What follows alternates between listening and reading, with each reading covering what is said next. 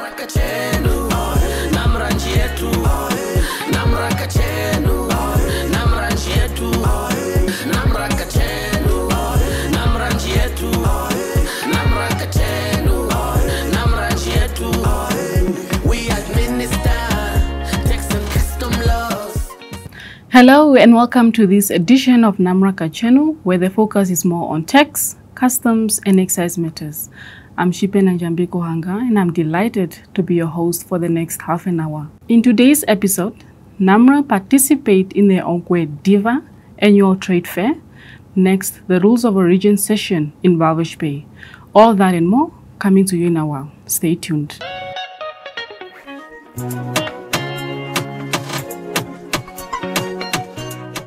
On the 23rd to the 31st of August 2024, NamRA participated in the 23rd Ongwe Diva annual trade fair with the aim of serving taxpayers and traders as they visit the fair.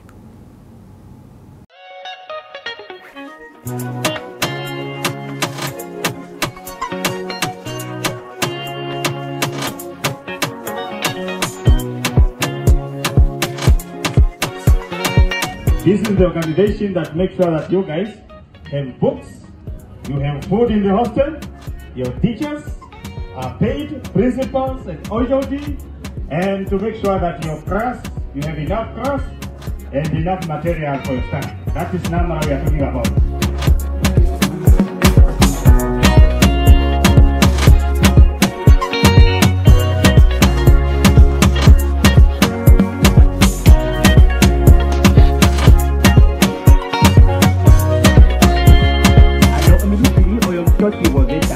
NamRA okuna ironga yokutura mironga oveta lyono yatotwapo kepangelo ano nandigadde noshikolelwa kutya ngele otashiya kutya etokero lyaningwa kutya aantu naakale haya futu otaxa ingapi naakale haya taxingwa ngini ndjono kaishi ilonga yetu onga NamRA. Etokero ndjono ohali ningwa kepangelo ano ohali ningwa ko Ministry of Finance. NamRA remains committed to engaging traders on the rules of origin under the EU SADC Economic Partnership Agreement, EPA, and the Euro 1 certificate. Now, the section was conducted on the 21st of August 2024 in Walvis Bay to provide valuable insights into the benefits and objectives of the electronic certificate of origin. The session also covered the requirements for obtaining the electronic certificate of origin, the registration process for exporters under various agreements, the principles of origin certification, and the criteria for becoming an approved exporter under the system.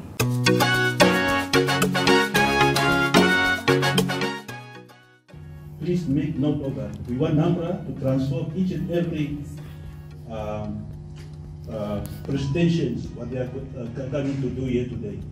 Transfer that into rules and regulations, so that everyone is in the same platform.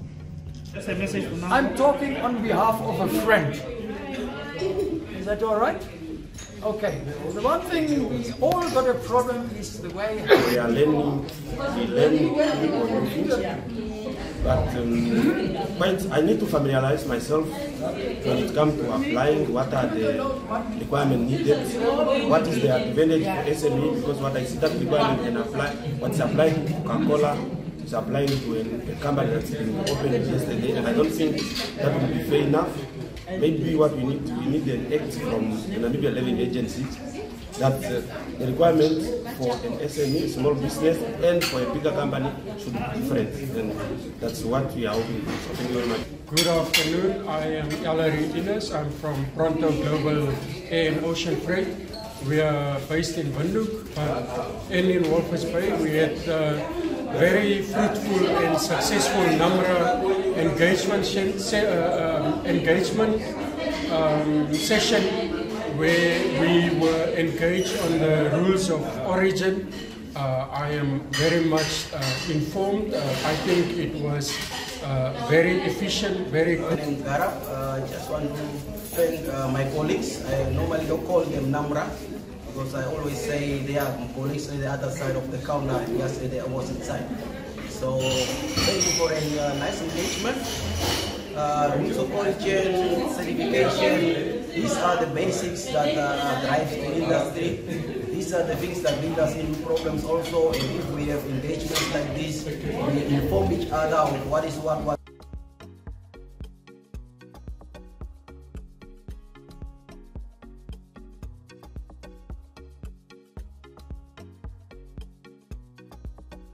After the break, we'll be joined by Mr. Benedict Likando, Manager for Legal Services at NamRA.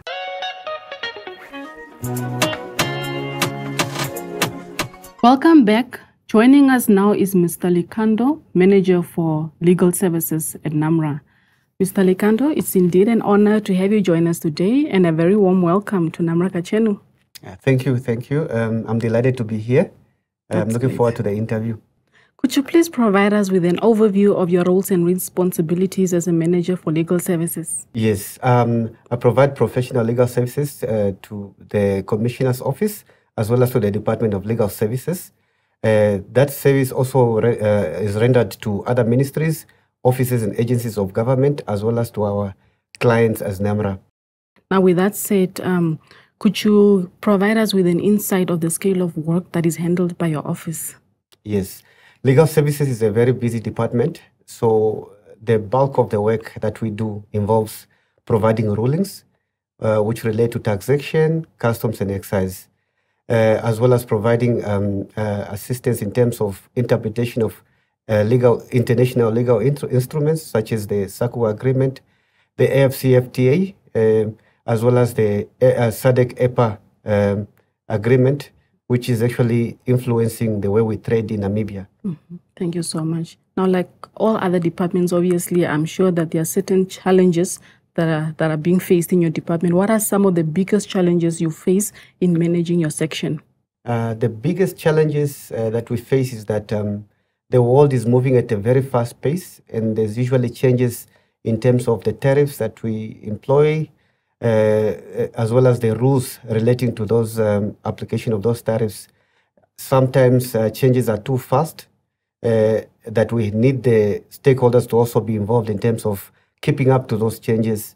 And those changes also involved getting in touch with external stakeholders so that we can actually make them effective in terms of publishing them in the government gazette. The other challenge that we also face is that the public out there do not always know how to actually get hold of us. So we are trying as much as possible to put ourselves out there so they know what services we provide, and that how they can reach legal services so they can get services from us as well. Now, what are some of the ways that the public can actually get through to your division now? We have an email, legalservices@namra.org.na, where all these requests can be submitted. Requests such as for those who are returning residents or those who seek rebates, they can provide those requests to that email, and then we then issue those rulings to them timeously. Now, since the launch of NamRA, I'm sure there are definitely some tax exemption and tax ruling cases that have been finalized, right? How many of those cases for both departments, customs and excise, and as well as domestic taxes, have been resolved? We have issued over 3,500 taxation as well as customs and excise. And of late, they have become even much more complex. So they require much more research as well as accuracy in terms of making sure that the revenue is not forgone for all the wrong reasons, but rather for the right reasons as provided for in terms of the law. Are you perhaps also able to provide just give a highlight of the areas in which some of these case exemptions were issued? Many exemptions actually are for donated goods, for returning residents, household and personal effects, and there are also industrial rebates that we also issue for Namibian companies which are actually into manufacturing. There are inputs that they use for their businesses. Those rebates are allowed in terms of Schedule 3 of the Customs and Excise Act. So that also forms the bulk of the work that we do. In addition to that, there's also exploration. So exploration, we issue rebates in terms of Schedule 4 for companies which are busy exploring for oil in Namibia. So those actually take up also a bulk of our time. Now, what education or awareness mechanisms have you implemented just to ensure that clients know their obligations towards the legal services? We have been involved with social media platforms, where we also involve ourselves in going to ministries and offices and providing our stakeholders with an overview of what exactly that we do, so that they can also inform the public out there. There has been stakeholder engagements which we have engaged upon, and whenever there's any new project, NamRA always sees to it that the public is very well aware of what we are doing. Thank you so much. Now, as we close off the session, what is your final message to our viewers out there? My final message is for the viewers out there to really support NamRA, because the work that we do is to assist government in getting more revenue, and ultimately that revenue will go far in assisting our society in alleviating some of these issues that we have, such as poverty. I thank you. Thank you so much for your time, Mr. Likando. Yeah, it's a pleasure. Thank you. It's a pleasure to have you join us today. Thank you. Thank you. Thank you. Now, that was Mr. Benedict Likando, Manager for Legal Services at NamRA. We'll be back after a short break. Stay tuned.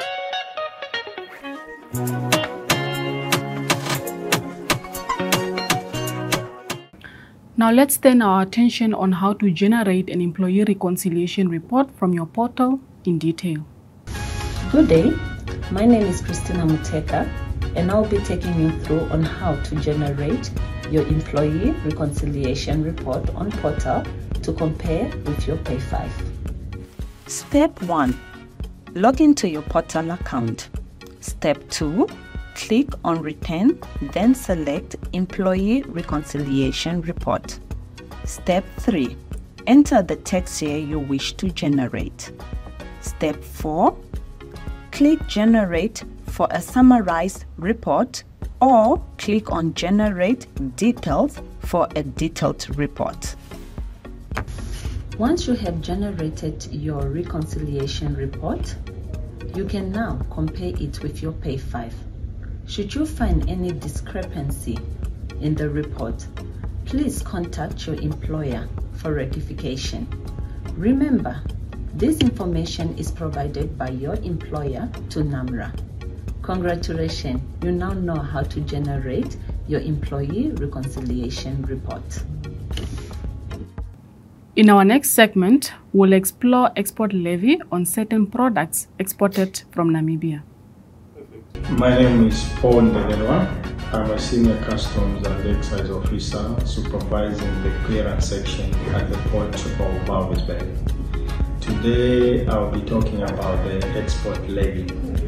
Now, before I delve into the intricacies of that, let me give a brief context and circumstances under which I'll be talking about the export levy. Way before 2016, our resources, mostly the wood, the minerals, the stones, and the fish, which are not processed, they are being exported without imposing or charging any kind of levy. Now, in 2016, the Parliament enacted a law which came to be known as Export Levy number 2 of 2016. Now, some of the issues that this law or this act is trying to solve were the issue of value addition to these resources or raw materials which were being exported, to bring about the beneficiation on the same resources, but also to encourage the local industry and create employment by processing further these raw materials. As a result, the Export Levy Act of 2016 was enacted. Now, since that time, when you're exporting these raw materials, or rather the products that I've mentioned, then there will be a charge or a levy, which is the export levy. Now, obviously, depending on the circumstances or what exactly they are, the levy is different from product to product. The rates that are being charged, they are different. Therefore, when the exporters, they export these products, before their documents are finalized, they're released, and these products are released for export, they're being charged the export levy. Now, another key aspect that should be considered in this regard is at what value are we charging the export levy? The value that we are charging is what is known as, under the Incoterms, is what is referred to FOB, or free on board. If your product, for example, the fish you are exporting, the value is $20, the costs or the expenses that have been incurred relating to the export of this product, they will be added to the value. So if the fish is $20 an example, and then the clearing agent, they charge you $5, and the transporters, they charge you $10 to take your goods in the port, we are going to add that $15 to the product itself, and then the export levy will be charged on the $35. That is the FOB, or the value that you are presenting to customs, would be $35 on which we'll be charging that export levy. Therefore, in conclusion, as NamRA strives to save with a passion, we make an humble appeal, a humble request to all our traders and exporters of these products to also pay their dues, their levies with a passion. Please, if you have any queries in this regard, you can always reach us at any of our offices throughout the country. Thank you very much. Here is the trivia of duties.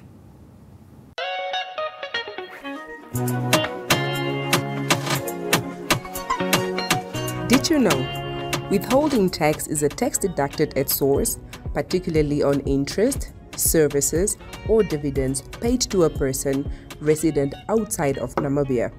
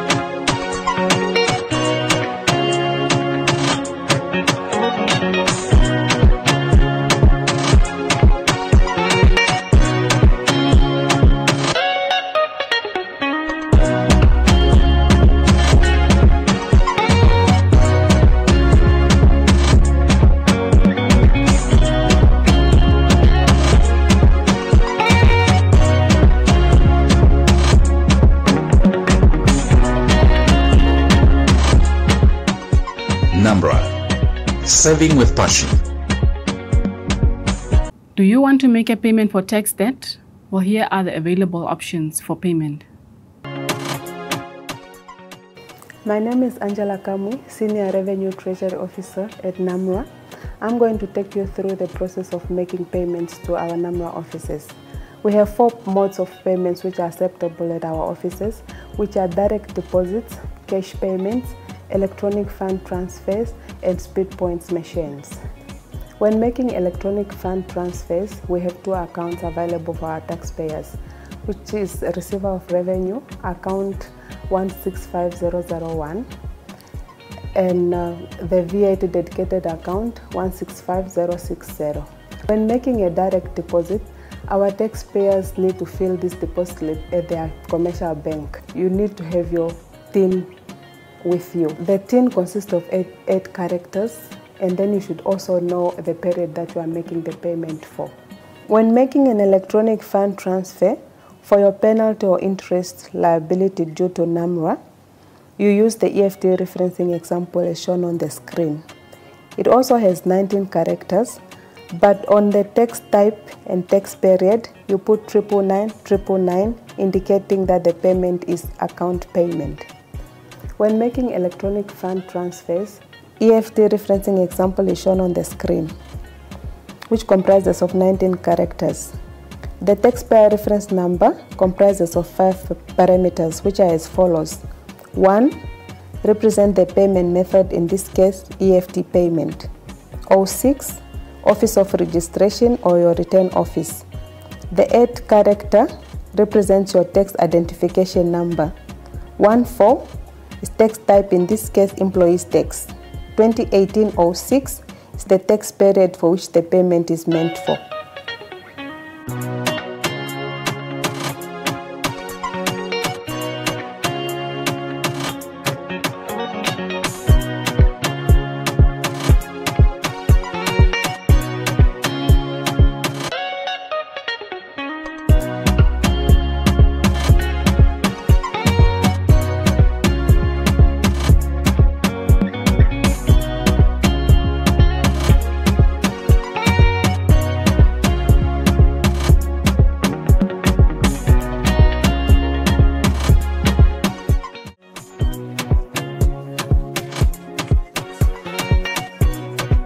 In our previous episode, we asked, what is employees tax? Here's the answer. Employees tax, or pay as you earn, is a contribution of any employee who earns a taxable income by way of a salary. The employees tax is withheld by the employer from the employee's salary, and it's remitted by the employer to NamRA.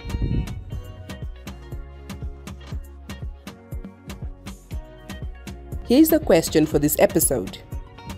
How much did NamRA collect between the 1st of April and 31st of July 2024? Kindly email your answer to NamRA Kachenu at namra.org.na. The due date for submission is 12 September 2024. The winner will be announced in the next episode. And with that, we conclude this edition of NamRA Kachenu. We trust that the information shared has been both valuable and insightful. Join us again in 2 weeks' time for the latest updates. But until then, stay informed and compliant. Goodbye.